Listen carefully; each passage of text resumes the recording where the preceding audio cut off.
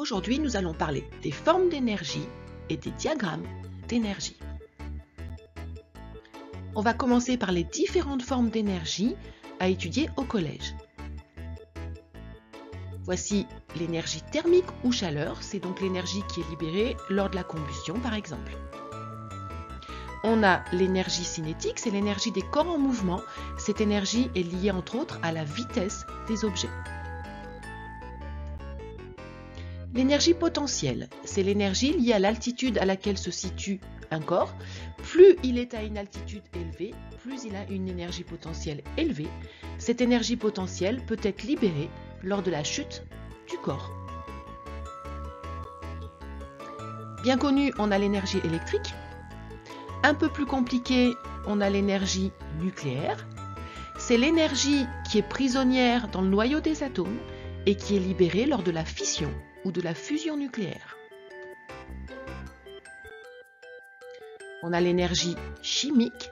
C'est l'énergie qui est prisonnière dans les liaisons entre atomes et c'est celle qui intervient lors des transformations chimiques. Enfin, on a l'énergie lumineuse. C'est l'énergie qui est contenue dans la lumière. Il faudra bien retenir qu'on ne peut pas créer de l'énergie à partir de rien ni la faire disparaître. On peut transférer l'énergie, c'est-à-dire la transmettre sans changer sa forme. C'est le cas de l'exemple ici. On a l'énergie cinétique du vent qui est transférée à l'éolienne.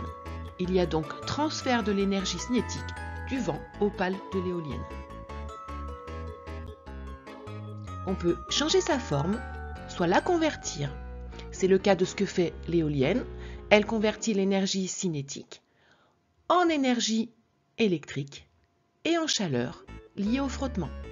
Attention, il n'y a pas de disparition ni d'apparition possible d'énergie, ce qui signifie que l'énergie cinétique de départ est exactement égale à l'énergie électrique et à la chaleur libérée par l'éolienne.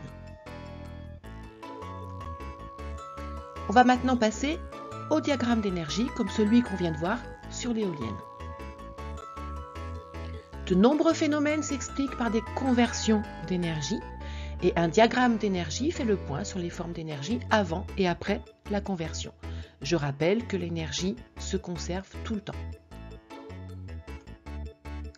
Nous allons voir quelques exemples et je vais commencer par une lampe à incandescence. Elle convertit l'énergie électrique en énergie lumineuse et en chaleur. La chaleur, c'est considéré comme des pertes puisque ce que l'on souhaite, c'est de l'énergie lumineuse et la chaleur est inutile. Voici le diagramme d'énergie et je rappelle que l'énergie électrique de départ est absolument égale à l'énergie lumineuse et à la chaleur qui sont libérées. Voici l'exemple d'un grille-pain qui convertit l'énergie électrique en chaleur. Et l'énergie électrique de départ est exactement égale à la quantité d'énergie thermique libérée. Le ventilateur va convertir l'énergie électrique en énergie cinétique et en chaleur puisqu'il y a des frottements et ces frottements libèrent de la chaleur. L'énergie électrique de départ est exactement égale à l'énergie cinétique et la chaleur qui sont libérées. Exemple d'une dynamo. La dynamo va convertir l'énergie cinétique en énergie électrique et en chaleur. Et on a toujours l'énergie de départ qui est égale à l'énergie d'arrivée. Les panneaux photovoltaïques vont convertir l'énergie lumineuse en énergie électrique et en chaleur, avec toujours la conservation de l'énergie.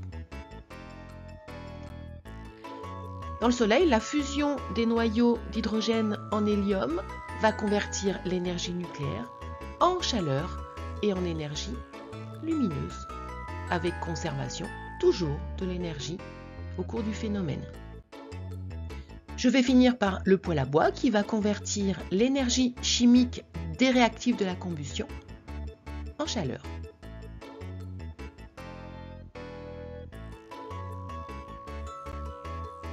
Ma petite vidéo est terminée et je vous dis à bientôt sur une autre vidéo avec Mini.